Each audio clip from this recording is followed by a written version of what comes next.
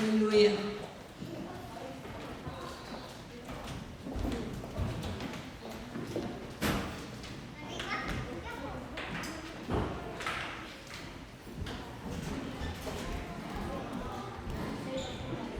Cuando mis hijas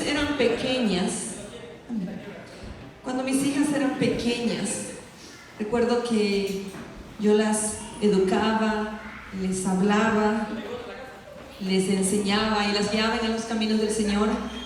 También aprender a vivir en todos los tiempos y situaciones, circunstancias que podía vivir mientras eran pequeñas. Cuando ellas llegaron a ser ya más grandes, sobre todo la mayor, ya no la castigaba porque tenía alrededor de 14, 15 años. Entonces cuando uno saca el cinturón en esa edad, ya están en una edad difícil, ya no es fácil educarlos, porque sacar y lastimarlos para mostrar autoridad o querer reprenderlos porque algo está mal, como que puede ser que nos encontremos con algo que no esperamos, ¿verdad? Así que yo recuerdo que la última vez que saqué el cinturón para querer corregir a una de mis hijas, digo la mayor, ella me dijo: mamá, espérate un momento, sé que me he equivocado, sé que aún me cuesta hacer algunas cosas que me has enviado a hacer o que me has enseñado, pero ya no soy una niña, quiero aprender con mis errores.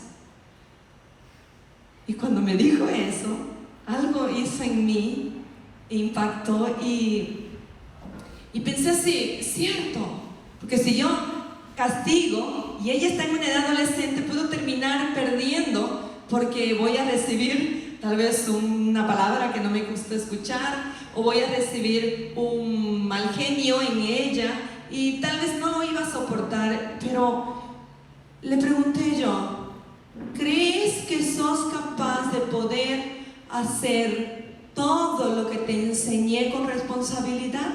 Y ella respondió: yo quiero hacerlo, y si me equivoco podés corregirme, pero con palabras, ya no me des con el cinturón. Quiero que respetes mis pensamientos.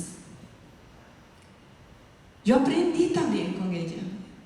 Y saben, hermanos, nosotros cuando tenemos niños pequeños siempre tratamos de enseñarlos, pero todo tiene un límite, todo tiene un tiempo. Tiempo para enseñar, tiempo para no enseñar, tiempo para callar y para cosechar también lo que ha sido sembrado. Y eso es lo que yo hoy creo y predico. En Isaías 54, capítulo 9, vamos a abrir nuestras Biblias. Voy a tratar de hacerlo lo más rápido que pueda porque el tiempo ya... 54. Vamos a abrir nuestras Biblias, Isaías 54. ¿Saben? Cuando éramos en el Antiguo Testamento y no existía el Nuevo Testamento, digo éramos porque éramos creación ya formada por Dios antes de que existiéramos. Dios ya nos había predestinado. Entonces, cuando éramos una generación que todavía no había visto nacer al Cristo Redentor, habían profecías que se cumplirían en la palabra. Y cuando nosotros enseñamos a nuestros hijos, puedo reflexionar de esta manera. Era una época muy parecida, porque cuando ellos estaban en el Antiguo Testamento necesitaban aprender a obedecer a Dios. Ellos necesitaban caminar y aprender a obedecer a Dios porque eran pequeños en conocimiento. El Espíritu Santo no se movía como se mueve con nosotros. El Espíritu Santo no revelaba el pecado como se lo revela con nosotros. El Espíritu Santo no se movía sobre la faz de la tierra de la misma manera en que se mueve hoy con nosotros. Y hoy nosotros estamos viviendo tiempos de madurez. Esta es la gracia. Entonces, cuando Jesús fue profetizado en Isaías y en casi todo el libro, habla del Mesías. Vemos este texto que vamos a leer en Isaías 54, versículo 9, que dice: porque esto me será como en los días de Noé, cuando juré que nunca más las aguas de Noé pasarían sobre la tierra. Hasta aquí vemos que Dios mandaba juicio sobre la tierra. Él, por la desobediencia, por la falla que tenía el hombre de obedecer y de no obedecer, mejor dicho, Dios incluso mandó el diluvio. Pero cuando vio el desastre que causó el diluvio y la cantidad de muertes que hubo sobre la tierra, el mismo Dios dice en su palabra que juró que nunca más, Él juró. Aquí vemos la primera palabra de juramento, que Dios jura por sí mismo que nunca más ahogaría a los seres humanos. Incluso sabemos que Él puso un arco iris, así que chicos, es literal. Los jóvenes que no conocen, que cuando ven un arco iris, alégrense, porque significa el pacto de Dios con los hombres de que nunca más caería agua que inundase y matase a la humanidad. Pero aquí en el 10 dice: porque los montes se moverán y los collados temblarán, pero no se apartará de mí misericordia, ni el pacto de mi paz se quebrantará, dijo Jehová, el que tiene misericordia de ti. Aquí nosotros vemos una gran profecía. Vemos que ya había sucedido lo de Noé, pero también Él promete que nunca más juzgaría en juicio al ser humano, pero también promete que vendría un quebranto y paz sobre la tierra, y sobre todo su misericordia continuará con nosotros para siempre. Entonces, maravillosa palabra. Vemos que aquí el Señor ya nos estaba diciendo, pero ¿a quién se lo decía en aquella época? Vamos al 53, ahí mismo, en el 53, a partir del 4 dice: ciertamente llevó en nuestras enfermedades y sufrió nuestros dolores, y nosotros le tuvimos por azotado, por herido de Dios y abatido. Aquí está hablando en Isaías, Jesús no había venido a la tierra, era una profecía que Él vendría a la tierra, sería azotado, sería adolido, más dice el 5, Él herido fue por nuestras rebeliones. ¿Por qué? Por nuestras rebeliones, molido por nuestros pecados. El castigo de nuestra paz fue sobre Él, y por su llaga fuimos curados. Aleluya. Todos nosotros nos descarriamos como ovejas, cada cual se apartó por su camino, mas Jehová cargó en el pecado de todos nosotros. Y vamos a leer todo el texto y vamos a encontrar que Él fue angustiado, afligido, llevado como al matadero, como oveja callada al matadero, y ni siquiera lo miraron, y dice que todos andaban en rebelión contra Él, y Él se dispuso a incluso ser sepultado. Vemos que Jesús representa desde el Antiguo Testamento y fue presente desde el Antiguo Testamento y lo es hoy más que nunca. El Señor dice que todo aquel que lo llegue a conocer en este tiempo es bendito, y la misericordia del Señor le alcanzará para siempre. Pero es todo aquel que lo llegue a conocer, porque no es todos los que son escogidos. Todos serán llamados, muchos serán llamados, pero son pocos los escogidos. ¿Quiénes son los escogidos? Nosotros, los hijos de Dios. Amén. Así que yo quiero hacerles una pregunta, pero no me respondan con palabras audibles, quiero que lo piensen en su interior. ¿Alguna vez usted ha visto enojado a Dios en el Nuevo Testamento? De todo lo que ha leído, ¿ha visto enojado a Dios? Dirá usted: sí, pastora, cuando Él los chicoteó a todos los que estaban en el templo vendiendo los mercaderes, y les botó y las lanzó sus mesas. Ese día Dios estaba enojado. Pero ¿saben qué? Eso es lo que nosotros discernimos de la palabra. Nosotros creemos que Dios estaba enojado, y verdaderamente yo no dudo que tal vez Dios estaba enojado. Jesús, ¿no?, estaba enojado. Pero la palabra del Señor, cuando la leemos, nunca dice que Dios estaba enojado. Tal vez estaba enojado, pero cuando leemos la palabra no dice que Él estaba enojado. La única única vez que vemos a Jesús enojado es en Marcos capítulo 4, versículo 5. Vamos para Marcos capítulo 4.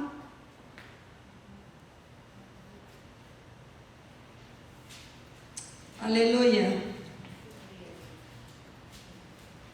Marcos, vamos a leer el 3, que es el hombre de la mano seca. ¿Han escuchado sobre esta historia que sucedió en el tiempo que Jesús estuvo sanando a aquellos que estaban enfermos? Vamos a leer juntos a partir del 4. Vamos a leerlo todo el texto. Otra vez entró Jesús en la sinagoga y habiendo allí un hombre que tenía la mano seca y le acechaban por ver si en el día del reposo le sanaría a fin de poder acusarle. Fíjense de que aquí Jesús dice que estaba en la sinagoga. Es como venir aquí a la iglesia. Se supone que en la iglesia debe haber misericordia. Y si usted ve a una persona que está pidiendo limosnas afuera, en las iglesias evangélicas jamás usted va a ver una persona pidiendo limosnas afuera, porque nosotros hacemos que aquel limosnero venga adentro y reciba desde la mesa de los hijos. Amén. Pero nosotros vemos personas y otras congregaciones, no diré nombre para no ofender a nadie, que dejan a aquellos limosneros a pedir en las entradas. Pues era así lo que sucedía en aquella época. Jesús iba a los templos a ministrar a las sinagogas y se encontraba con un montón de mendigos y personas enfermas que no podían sustentar a sus familias y tenían que ir a pedir dinero a todo aquel que entraba a la iglesia, y que ellos sabían que por ser misericordiosos, ojo, por entrar a la iglesia como misericordiosos, porque al que va donde Dios tiene misericordia, le darían monedas, le darían talentos tal vez. Y ellos estaban sentados ahí y dice que Jesús estaba yendo a la sinagoga, y el día de la sinagoga era como hoy, nadie trabaja los domingos. Normalmente aquí en Japón se ve algunas personas que trabajan domingo porque hay sistemas diferentes de trabajo. Pero en el mundo entero, el 80% de las personas están descansando, y casi todos los cristianos deberíamos todos estar en la casa del Señor adorando, y todo el que va en busca de Dios pues es misericordioso. Es un día de reposo. Y estaban, dice aquí, acechándolo. Lo acechaban a Jesús. ¿Quiénes? Los fariseos. Querían, dice, ver si él sanaba en el día del reposo. Y aquí vemos más en el 3. Entonces dijo al hombre, versículo 3, que tenía la mano seca: levántate, ponte en medio. Y les dijo: ¿es lícito en los días de reposo hacer bien o hacer mal, salvar la vida o quitarla? Jesús podía escuchar los comentarios. Incluso no es tanto de revelación. Las personas comentaban delante de él: pero ¿cómo es posible que este hombre haga milagros en el día de reposo? Fíjense que ellos no lo acechaban a Jesús para ver si es que sanaba. Lo acechaban a Jesús porque sanaba. Es algo absurdo. Lo acechaban porque Jesús sanaba en un día de reposo. Y yo supongo, bueno, que Jesús, al escuchar los comentarios, se levanta él en el templo y dice: ¿es lícito acaso sanar o hacer bien o el mal en el día del reposo? Y lo habla como a todos ahí los que estaban. Pero ellos, dice que se callaban. Entonces en el 5, mirándolo alrededor con enojo, entristecido, Jesús, por primera vez en todo el Nuevo Testamento, vemos que Jesús los mira con enojo, entristecido. No existe otra parte en la Biblia. No existe ningún lugar en la Biblia. No importa si usted lo escucha o lo lee en versiones diferentes. Este es el único pasaje donde descubrimos que Jesús los mira con enojo y entristecido. ¿Por qué? Por la dureza ¿están acompañándome? De su corazón. Dijo el hombre: extiende tu mano. Y él extendió, el hombre de la mano seca, y le fue restaurada y sana. Y salidos los fariseos, tomaron consejo, ¿con quién? Con los herodianos contra él para destruirle. No era correcto de que al ver a este hombre sanado en el templo, deberían saltar de alegría y gozarse juntamente con él y agradecer a Dios por tantos milagros, porque ojo, escuchen una cosa, los fariseos eran conocedores en absoluto de la palabra y sabían que el que vendría y hiciese esos milagros que estaba haciendo Jesús era el Mesías. No podría existir una persona que haga lo que él hacía. ¿Saben? Había muchísimos hechiceros y magos en aquella época, pero Jesús no era ninguno de ellos, porque todo lo que Jesús hacía, todo lo que Jesús hablaba, todo lo que Jesús predicaba era únicamente la palabra de Dios.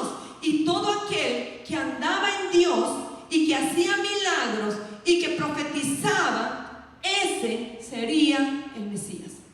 Pero los fariseos no creían en él, no porque él no lo fuera, sino porque tal vez veían en su aspecto físico que era un pobre hombre como todos nosotros, que no había salido de un rey, que no era un hombre poderoso económicamente. Ellos no podían apoyar a Jesús porque Jesús no estaba interesado en quién aportaría para su política o para la campaña que tal vez algunos creían que Jesús estaba haciendo.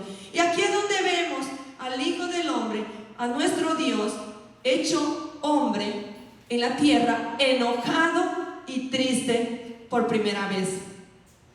Dios no está enojado, hermanos. Cuando leímos en Isaías 53 y 54 y vimos que Dios promete que nunca más se enojará contra sus hijos. Acuérdense de esto. Nunca más se enojará contra sus hijos. Tengo una molestia, creo que natural ya de tanto que he leído esto, porque yo soy una persona que amo la gracia del Señor. Tal vez algunas iglesias intentan convencernos que la gracia es más o menos de acuerdo a quien lo vive o cómo lo vive, pero en verdad la gracia es para todo aquel que lo reciba. No está acondicionado a aquel que es gran pecador o aquel que es menos pecador. Todos son pecadores, aquí no hay ni grandes ni pequeños, y Dios nunca puso en categorías. Incluso había uno de todos los que querían andar con Jesús que daba todo el ejemplo de ser uno de sus discípulos, el joven rico. Yo diezmo, yo ofrendo, yo doy todo por los pobres, yo hago todo, Señor. ¿Qué es necesario para que te siga? Y Jesús lo miró y le dijo: ve y dale todo lo que tienes a los pobres y ven y sígueme. ¿Saben qué? Él dice que se entristeció de alma.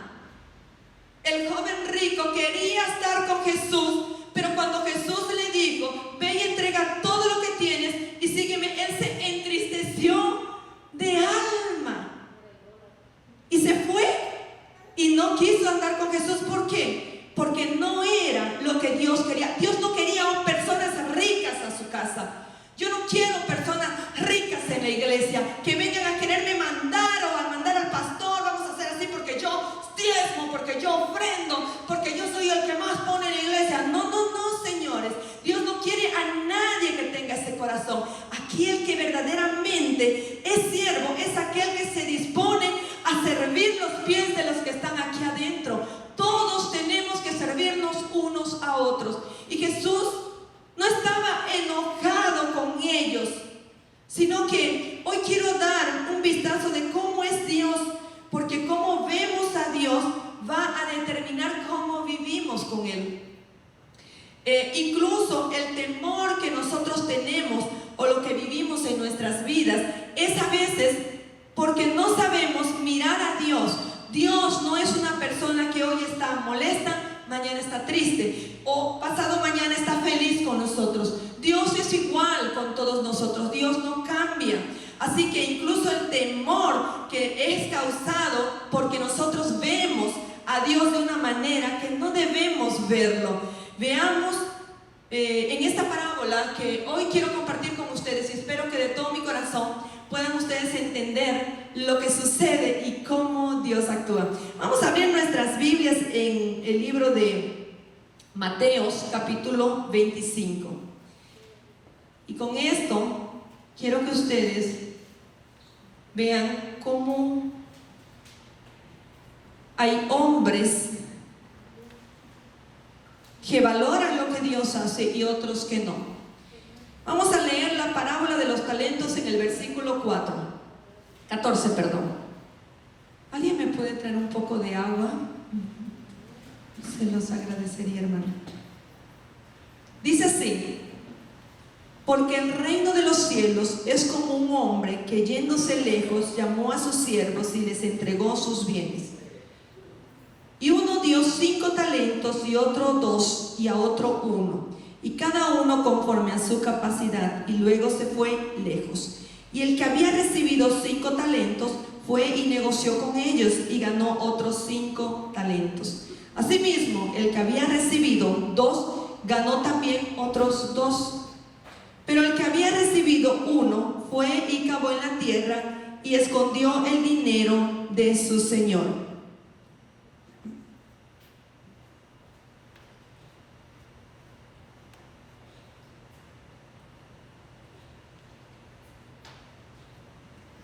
¿Están ahí acompañándome? Amén. El 19. Después de mucho tiempo vino el señor de aquellos siervos, y arreglando cuentas con ellos, y llegando el que había recibido 5 talentos, trajo otros 5 talentos, diciendo, ¿qué dijo? Señor, 5 talentos me has entregado, aquí tienes sobre ellos. 21. Y su señor le dijo, ¿qué le dijo? Bien, buen siervo y fiel, sobre poco has sido fiel, sobre mucho te pondré, entra en el gozo de tu señor.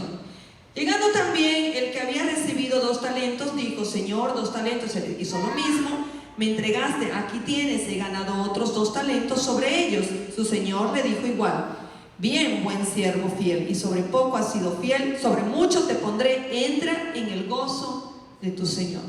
Pero aquí vemos una diferencia en el 24. Pero llegando también el que había recibido 1 talento, dijo, Señor, te conocía que eres hombre duro, que ciegas donde no sembraste y recoges donde no esparciste. Por lo cual tuve miedo y fui y escondí tu talento en la tierra, aquí tienes lo que es tuyo.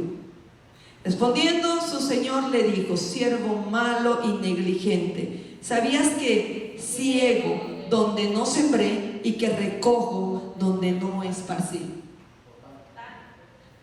Dice que por tanto debías haber dado mi dinero a los banqueros y venir yo hubiera recibido, al venir yo hubiera recibido lo que es mío con intereses. Hasta aquí vamos a leer. Así que hoy lo que quiero es darle un vistazo para que ustedes conozcan cómo es el ser humano y no Dios en sí. Una vez Jesús, habiendo compartido esta historia, este hombre que él habla representa a Jesucristo, a nuestro gran pastor, que él nos entrega talentos y dones para que nosotros los desarrollemos, para que nosotros lo multipliquemos. Y luego Él vendrá, y la hora en que Jesús venga significa el tiempo de la venida de Jesucristo. Así que nosotros tenemos que mostrarle a Dios cuánto hemos producido de esos talentos que el Señor nos ha entregado.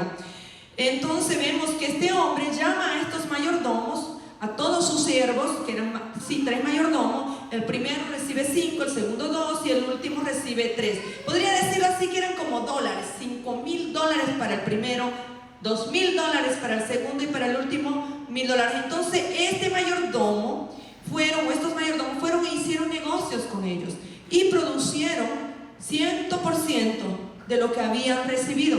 Pero entonces vemos que él viaja lejos y espera regresar, y cuando regresa busca a los mayordomos, y ellos, el primero y el segundo, le dieron todo lo que tenían, incluso con los intereses que habían ganado, duplicado. Él estaba consciente de quiénes eran estos mayordomos. Pero no solamente Dios estaba consciente de quién eran los mayordomos, sino que aquellos mayordomos sabían quién les había dado el dinero.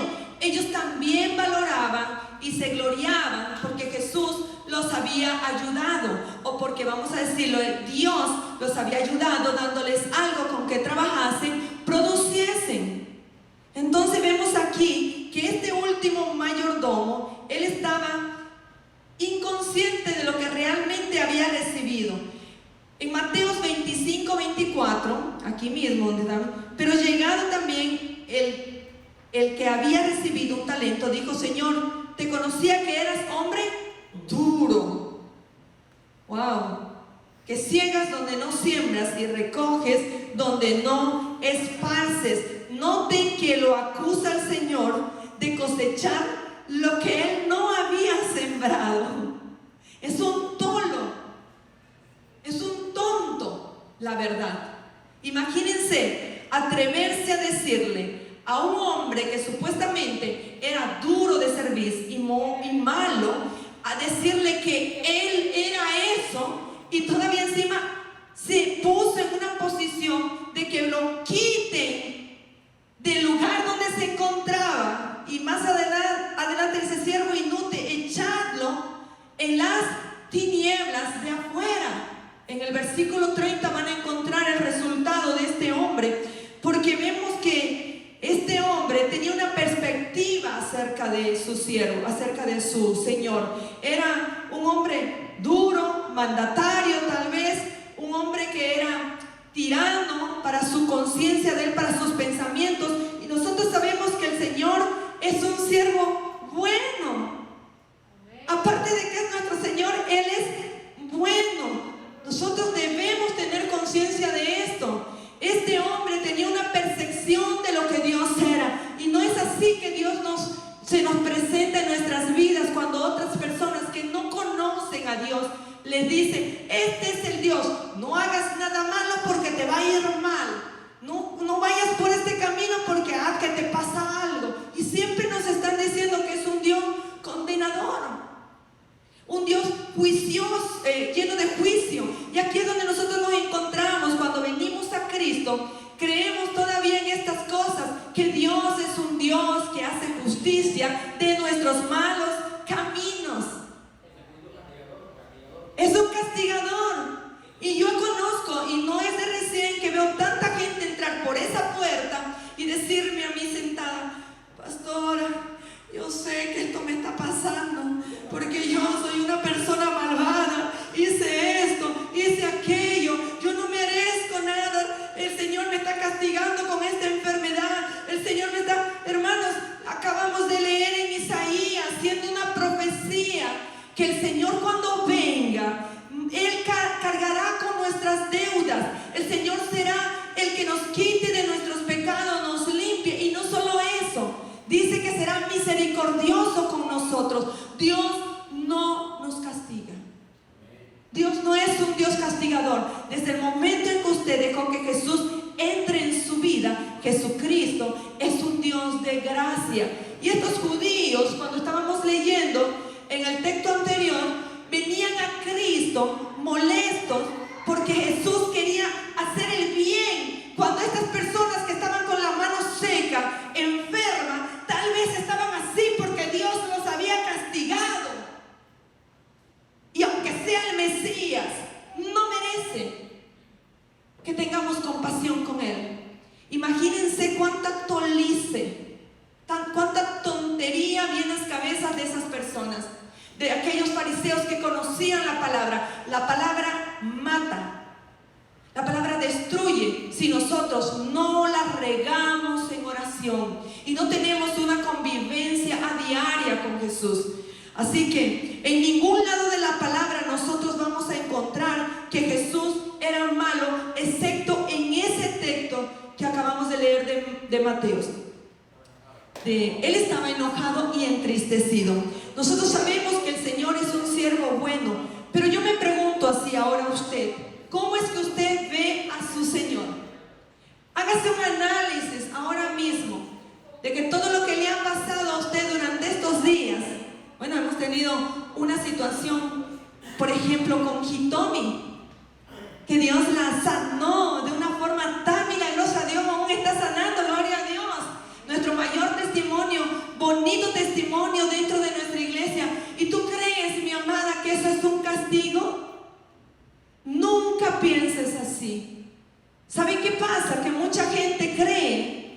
que Dios castiga porque no queremos andar en sus caminos, y es el diablo que aprovecha eso y acusa nuestra mente y nos dice: mira, si tú no vas a la iglesia te vas a accidentar, te vas a poner mal, o te vas a chocar y tu carro y el jockey, no sé qué. Y ahí empezamos nosotros, sucede algo así, decimos: Dios me castigó.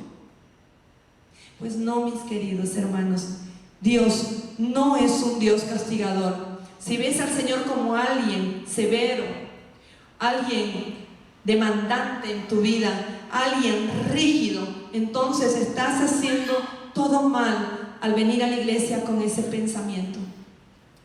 Dios es alguien que te ama. Y saben, la palabra duro en griego significa violento y severo. ¿Cómo pudo este siervo decir así de un Señor que le dio dinero para que pueda vivir el tiempo que él no iba a estar?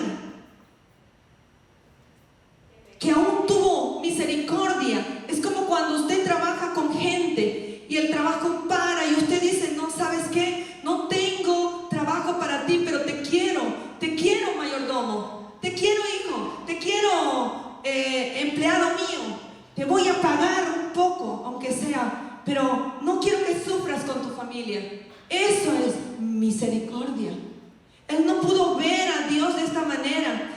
En griego, cuando vemos esta palabra, yo me puse a averiguar y digo: Dios mío, ¿cómo este hombre pudo ser tan imprudente y tolo al hablarle así a su siervo? Que hoy nosotros encontramos personas así que piensan que Jesús es un Dios duro, violento, severo, y hay impedimento para acercarse.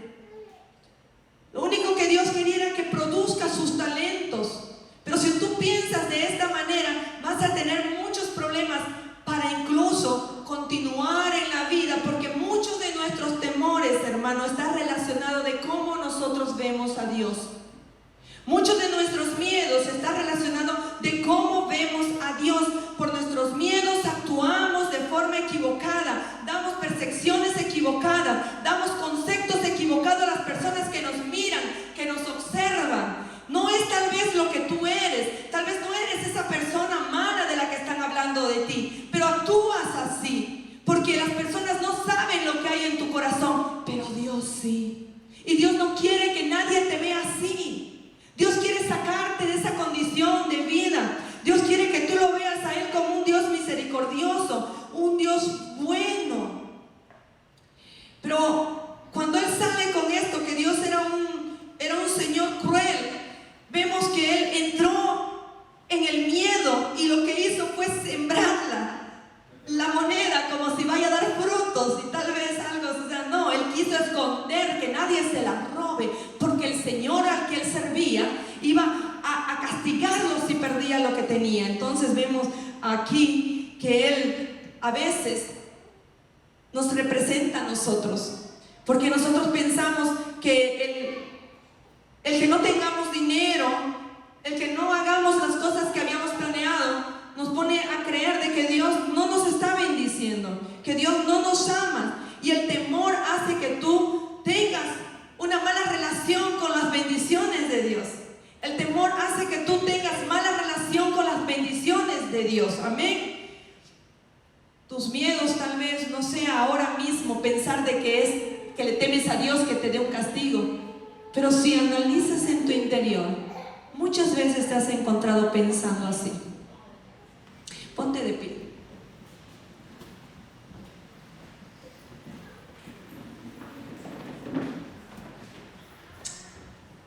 Saben que un día mi esposo me dijo: amor, tengo miedo a una cosa. No tengo miedo a morir, tengo miedo a envejecer. Y yo le pregunté: pero si ser viejo es tan bonito, es la etapa más hermosa, alcanzamos plenitud de madurez. Pero él dijo así: yo tengo miedo a no envejecer sano, saludable. Yo no quiero que mis hijas tengan que ponerme pañal. No deseo eso. estar, porque los dos nos vamos a apoyar y animar. Pero no es ese mi miedo, es diferente al de él. Yo no sé cuál es tu miedo. Tal vez es no tener lo suficiente mañana. Tal vez tu miedo es perder a alguien que tú amas y prefieres esconderlo, protegerlo, guardarlo, que no le pase nada, y se vuelve una obsesión en tu vida. Perder tus finanzas, tu economía, tu empresa, tu casa. Pero la Biblia dice que cuando este hombre tuvo miedo, él se condenó solito. Porque Dios, cuando viene a nosotros, cuando el Señor venga por nosotros, nos vamos a encontrar con un juicio eterno. Yo no estoy predicando hoy por una salvación, estoy predicando: dejes de creer que Dios es un Dios malo. Dios te ama igual, no importa cuánto te cueste caminar con Él. El Señor un día va a perfeccionar tu camino y te va a hacer alguien que tú sueñas ser. Todos soñamos alcanzar, ser alguien diferente. Yo tengo una propuesta de Claudia, de la cual quiero alcanzar. Tengo mi propuesta. Aún no llego ni siquiera al 10% de lo que yo deseo ser. Pero nunca voy a culpar a Dios por mis errores, por mis malas decisiones. ¿Saben? Dios, en aquel texto que leímos con los fariseos, Dios no estaba enojado y triste con ellos porque eran malos de corazón. Dios estaba enojado y triste con ellos porque, siendo Dios quien estaba sanando, estaba haciendo algo hermoso por él. En vez de que ellos se alegrasen y le dijeran: oh mujer, tu marido ha sido sanado. Ahora Lucas claramente dice en el libro de Lucas que era un hombre que fue sanado de la mano derecha, y la mano derecha es con la que nosotros trabajamos. Imagínense si ellos hubiesen alegrado con Jesús. Es como cuando una madre corrige a su hijo. Estamos molestos y enojados, pero entristecidos porque nuestros hijos volvieron a caer en el mismo error, y queremos que eso cambie. Jesús ama a todos igual, pero Él se enoja y se entristece cuando alguien es antigracia. ¿Cómo puedes tú enojarte por la bendición de tu hermano? ¿Cómo puedes tú sentirte molesto porque tu hermano prospera, tú no? Porque el pastor tiene preferencias por alguien y tú no. Porque a veces, como ese hombre que escondió aquel talento en la tierra por miedo a su Señor, dijo tal vez en su corazón: no, es que estos otros dos que fueron y se le entregó más dinero son preferidos de Dios, porque él tuvo 5 y este tuvo 2 y yo 1. Pues obvio que no me quiere. Y el diablo aprovechó tal vez de ese pensamiento del hombre y le metió diciendo que era un hombre duro, y se empezó a investigar cuánto de duro era. Y por último, ni siquiera nunca tal vez ese señor lo había tratado mal, sino que porque era un hombre justo, se lo interpretó por un hombre severo y duro. Cuando Jesús vino a la tierra, vino para mostrarse como Él era, un Dios. Y si usted lo vio a Jesús solo como hombre, le suplico que cambie de pensamiento. Jesús vino a demostrar que Él era Dios. ¿Cómo ves a Dios, mi hermano? A veces entristecido, enojado, molesto, feliz. Solo te animo a que nunca lo mires a Dios así, y evita mirarlo a Dios de esa forma. Dios es siempre misericordioso. Amén. Tú eres digno eternamente.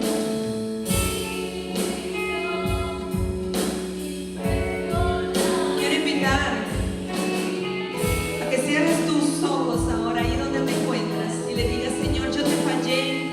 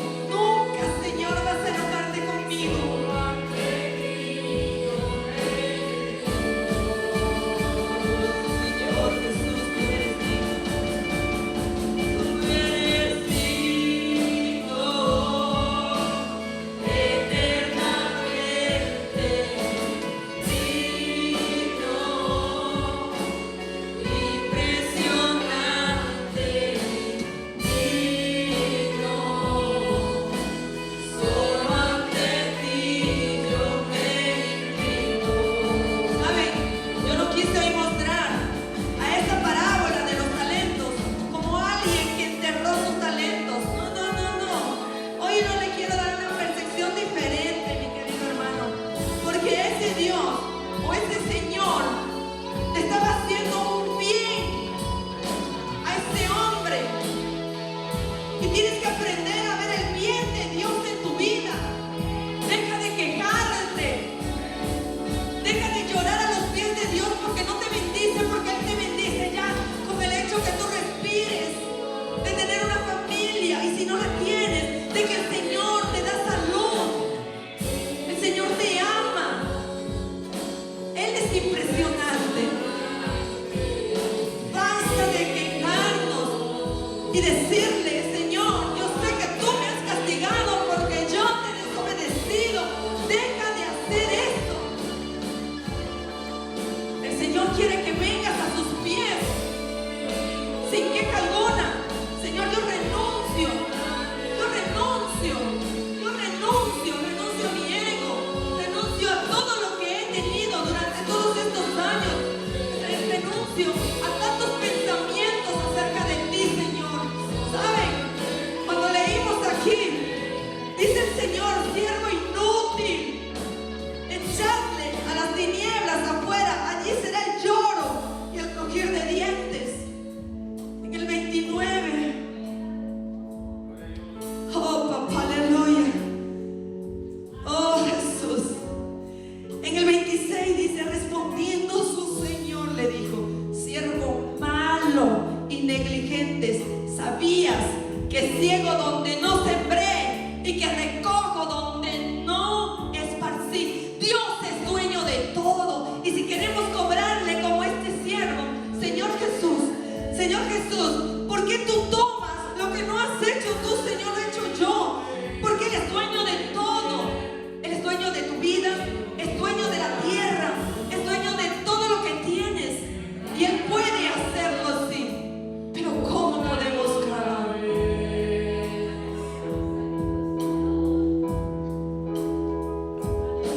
Y no hay nada que me enamore más, nada que me apasione más. Solo tu presencia, solo tu mirada me hacen suspirar. Aleluya. Me inclino ante ti, Rey que perdonas multitud de errores. Me inclino ante ti, digno eternamente, digno, impresionante, digno, solo ante ti yo me inclino. Digno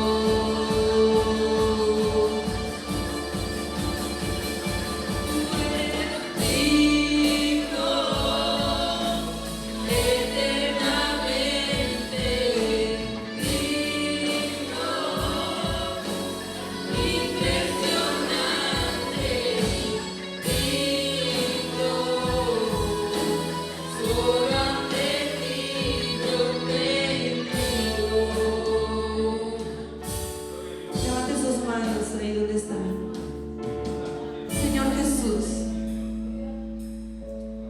te necesito, Dios. Haz que todos los talentos, Señor, que me has dado, sin temor alguno, Señor, yo pueda producirlos, Señor, para que cuando tú vengas por nosotros, cuando vengas por tu novia, por tu iglesia, Señor, yo pueda estar, Señor, en tu reposo, pueda estar en tu aposento, Señor, para que nos gocemos contigo. Yo quiero gozarme como le dijiste a esos otros dos mayordomos: entrad en mi aposento y regocijaos conmigo. Oh Jesús, yo quiero, Señor, eso. Y si tú estás aquí y quieres eso, pídeselo al Señor, porque Él te llevará hasta ese lugar